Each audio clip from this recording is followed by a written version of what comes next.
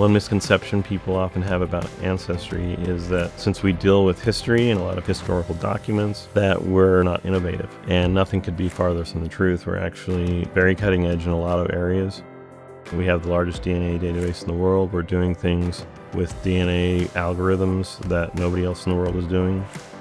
Having an environment where people can try things, and if they work, then use them. Or if they don't work, then we learn something, is a really important culture to have. We have people that work at Ancestry that have a passion for technology, but it's also often coupled with a passion for making the world a better place or making a difference in the world because we're a mission-driven company. They also, by extension, care about the quality of their code and their work is meaningful to them. And that's a really fun combination because you have really smart people that are good at their work, they're good at technology, but they also really want to use technology for a purpose that lines up with their values.